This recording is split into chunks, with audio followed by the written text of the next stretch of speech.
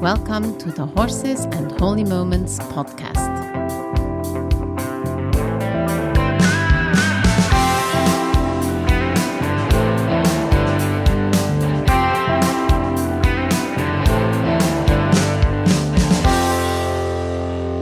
Ingela, will you tell me a little bit about your life? Sure, Corey.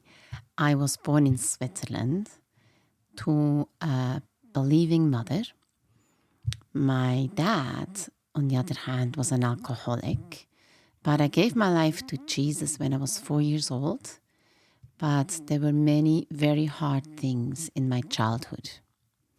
When I was a teenager, because I got hurt in church, I stopped walking with Jesus. But in my late teens, I think around 19 years of age, I had an experience with Jesus while I was working with horses. Actually, would you like me to tell you about that? Yes, I would love that.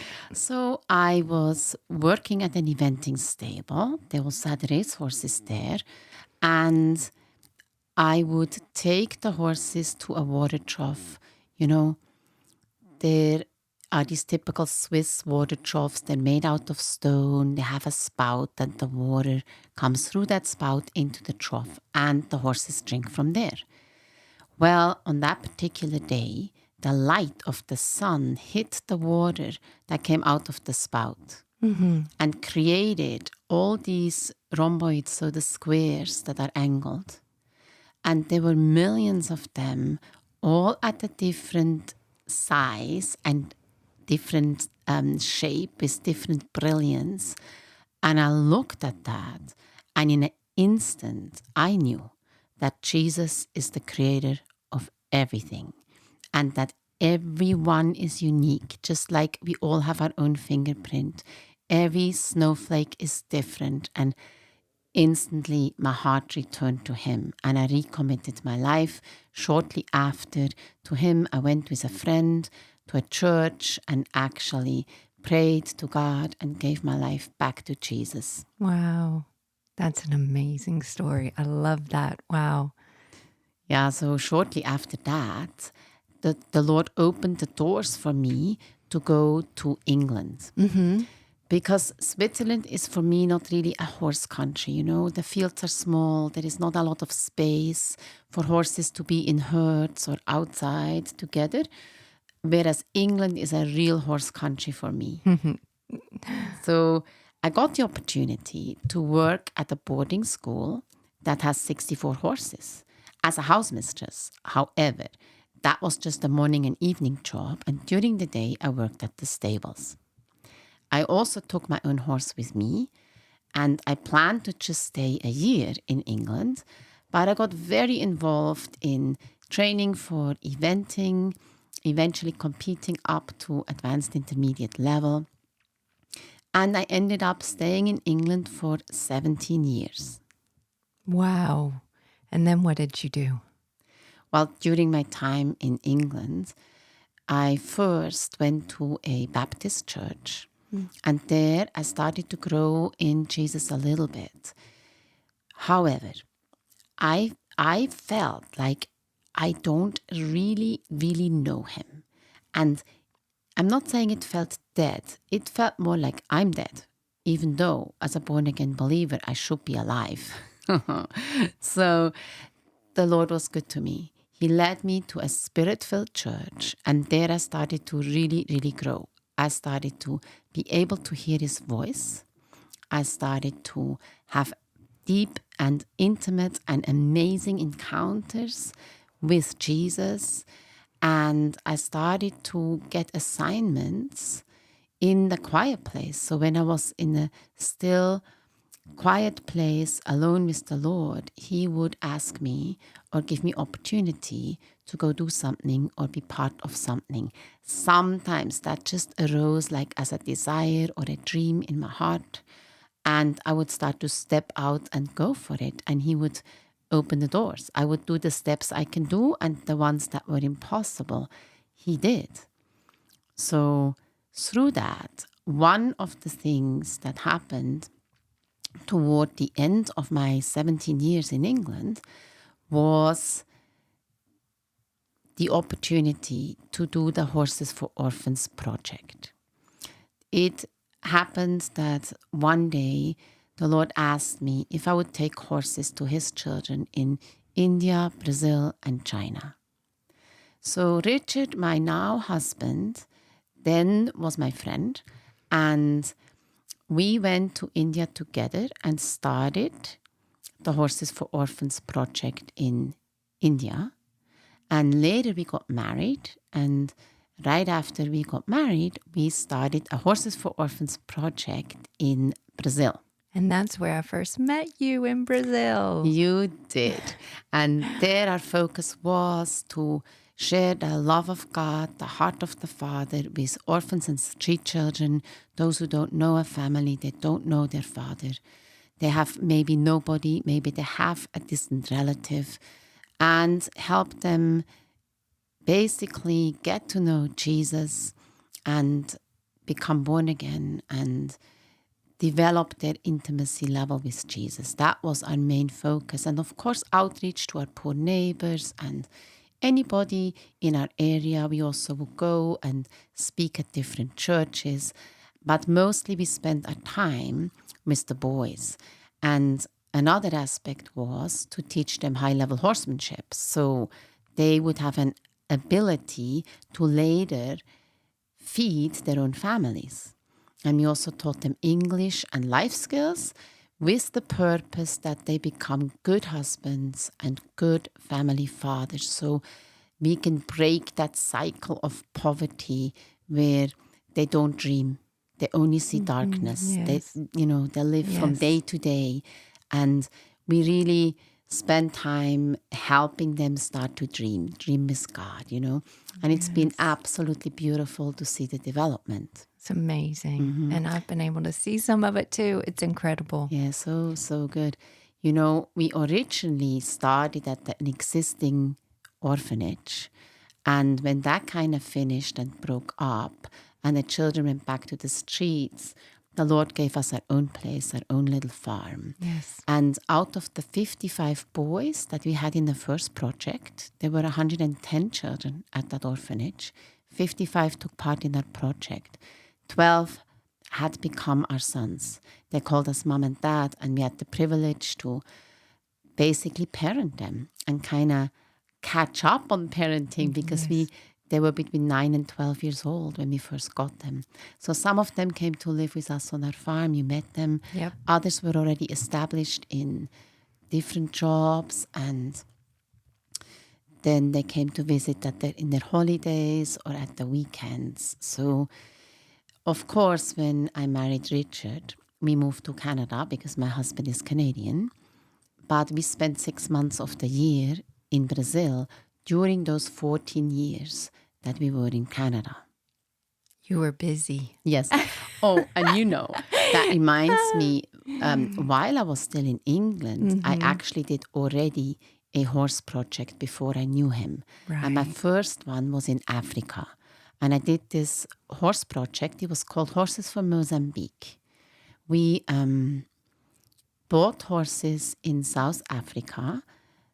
I took a team there of other horse lovers, actually students of mine that I've trained. And we got the horses and basically prepared them as much as we could for the children that are going to receive them. So the horses were all able to be ridden bareback and bridleless in all gates. They stuck with us at liberty. They followed us. They were really trusting, good with noise, motion, sound, touch, everything super. I had a group of children there that helped me with the horses. Yep. And we then took those horses to Mozambique from South Africa. Ah. Yeah, it was wonderful. And basically, we did that first horse project for Iris Ministries. And the purpose was to, people always ask, why horses to the poor? They already don't have enough food. They don't have anything. They need education. They need food. Yes, they do. They do need food. They do need education. They do need help with their health. But they also need something for their soul as well. The Lord says, basically, he wants to prosper us as our soul prospers.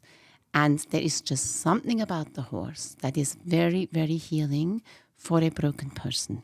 So a person that has been abandoned, rejected, hurt, abused, when they get to develop a relationship with a horse, many amazing things happen.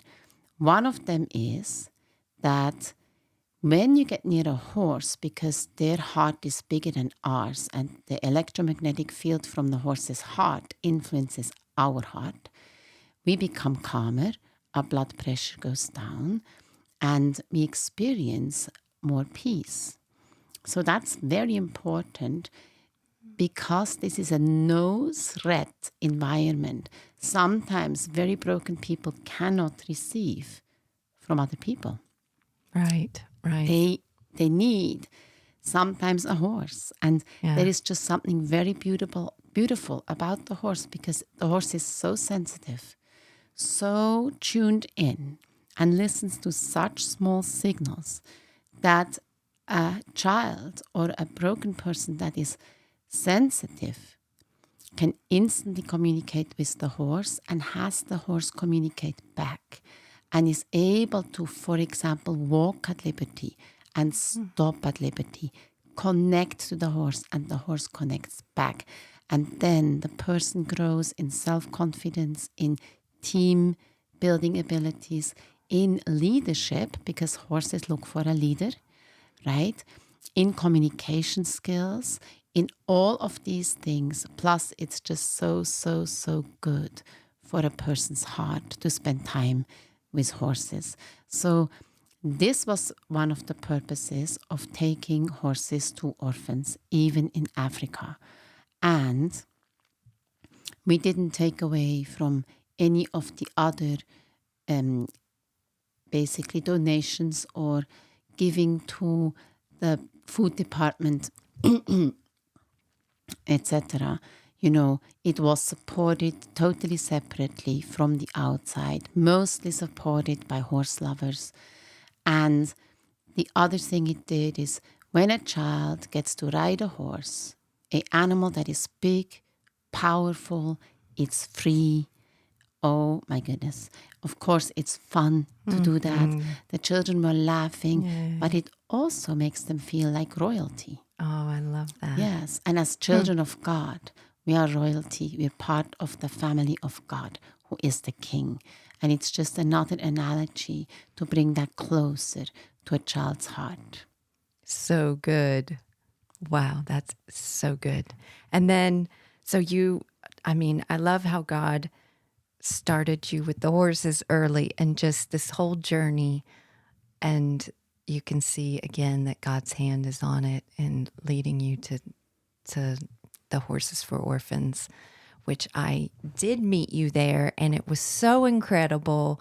And the relationships, everything. It was so neat to see how God worked in that and with horses. Yeah, another thing that's really amazing what Jesus has done in my life. I was definitely born with a passion for horses right from the start. Yes. It was unquestionable. And that was my full focus. All I wanted is a horse, or 2 or 3 or 5 or 10 or 10 or 20. I'd take 50. Me too. Yeah. So I was completely horse focused, and I actually met or recommitted myself to Jesus when I was working with horses, right? But my whole move to England was to get better with horses. So I would say my entire life was focused on horses. And then I got into natural horsemanship and started to really understand how horses think, how they feel, how they act, And again, that was my full focus, is to be the best I can possibly be. Yeah. And I did get pretty good. I practiced a lot, and God blessed me with talent with the horses. Yeah. But I would say, the horse at least was partially an idol in my heart. And during my time in England, when I started to experience the wonderful presence of Jesus, and that there is no one and nothing that can satisfy us apart from His presence. There is nothing that matches an encounter with God. There is nothing that comes even close, right? Right. So true. Including the horse. And it we doesn't come struggle close. with that as horse lovers. Yes, because as horse lovers, the horse is our passion. Yeah. It's whom we spend all our time with. It's whom we're trying to build a very intimate relationship.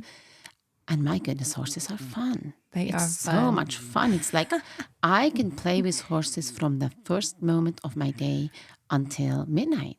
Every day. I never get bored. I could do it all the time. I don't go, oh, I've done an hour. I'm tired. Now I'm going to have a cup of tea. It's not like that for me. I was a total horse freak, right?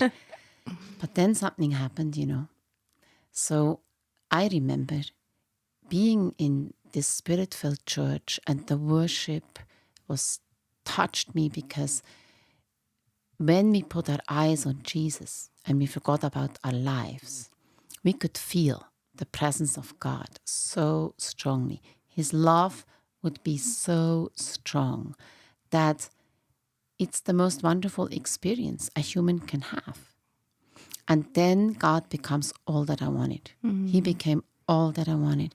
So that's what I started to pray, Yes. I started to pray that I want to know Him, that I want to know Him deeper, that I want Him to be my everything. So then you start to go through an interesting journey, Right. It's a little bit when you ask God to give you a humble heart. I believe it's a prayer He answers. Yeah. Whether we want it or not. Yes. Or when we pray for patience. Yes. Oh, yeah. Okay. So then we're going to experience some things that will produce patience in us in the end, but they're not comfortable. So I went through this whole journey where I was mostly praying for my students, my business, for the horse people, and for myself. Basically everything to do with horses and horse people. And one day in church, God gave me a vision in the middle of worship. And in that vision, I saw African faces of children that were fatherless. It looked like 30 million of them. So many. And it broke me. It broke me because they were powerless, voiceless, alone, fatherless, helpless. And I could feel pain. I felt so sad and so broken for them that I started to really cry. And I wasn't even a children person. Like I am way more naturally, way more inclined towards teenagers, young adults, and adults. I've never been, in my mind, a baby person or a small children person, Yeah. And then it changed.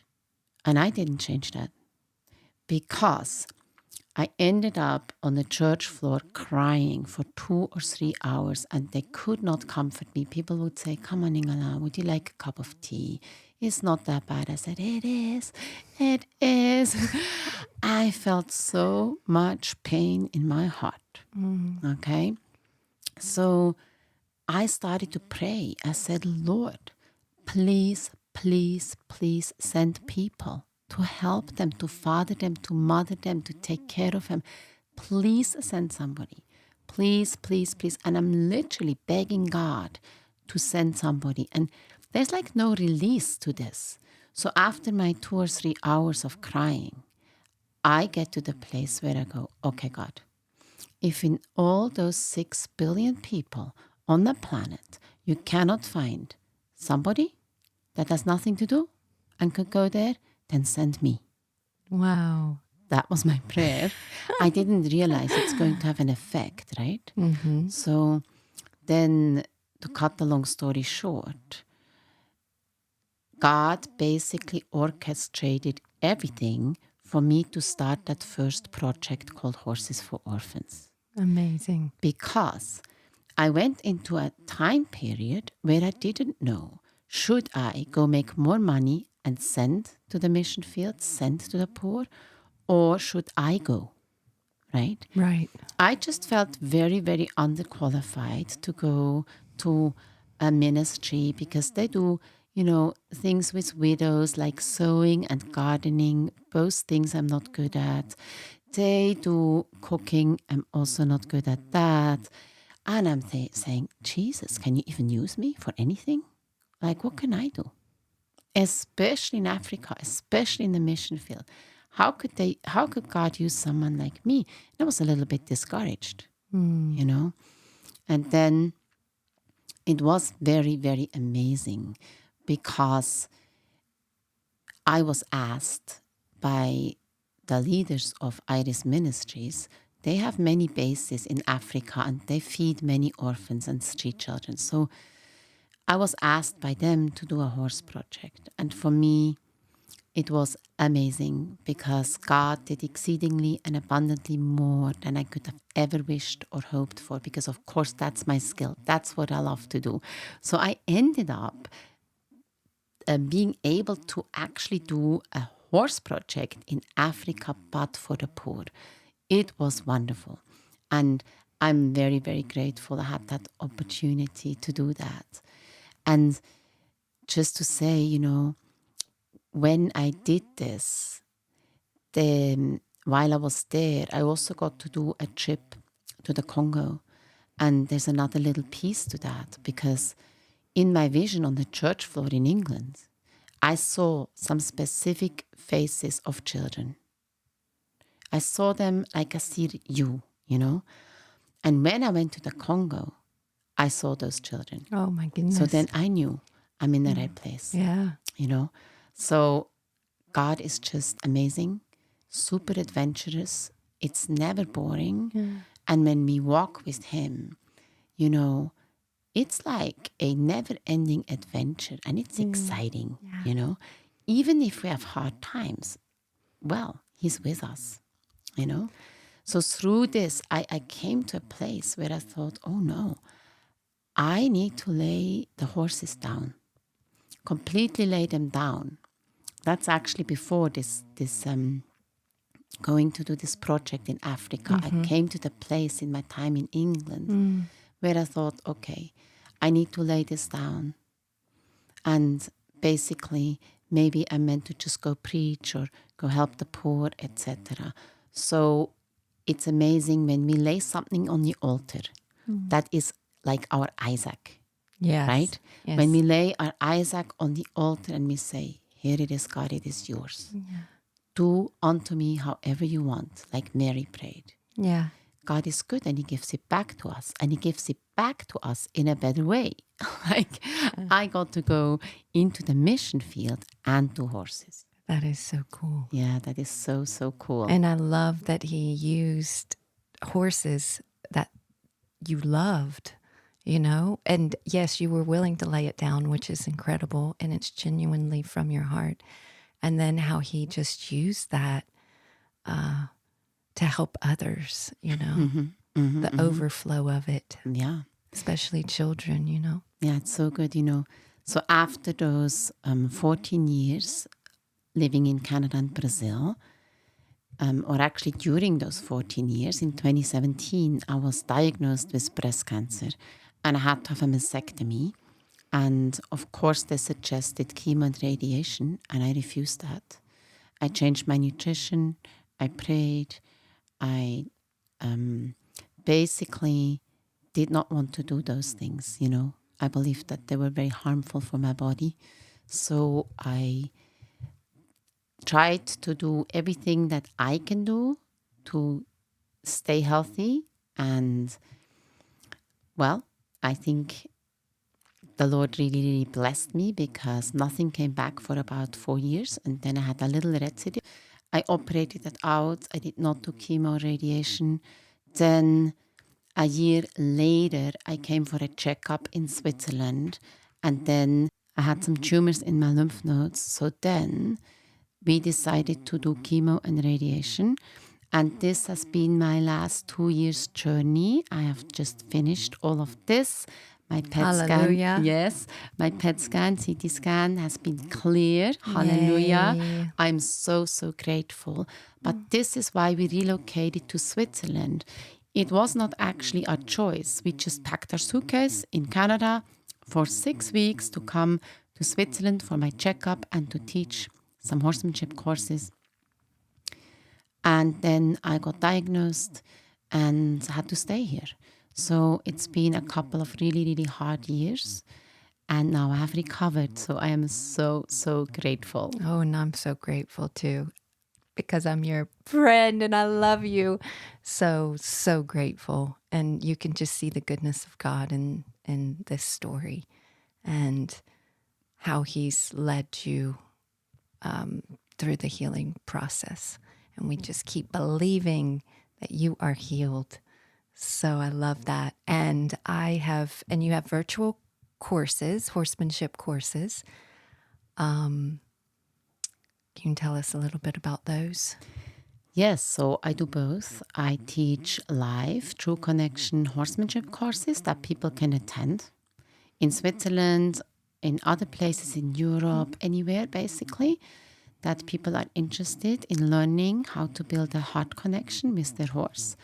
And I have some virtual courses uploaded on a platform called Cavago.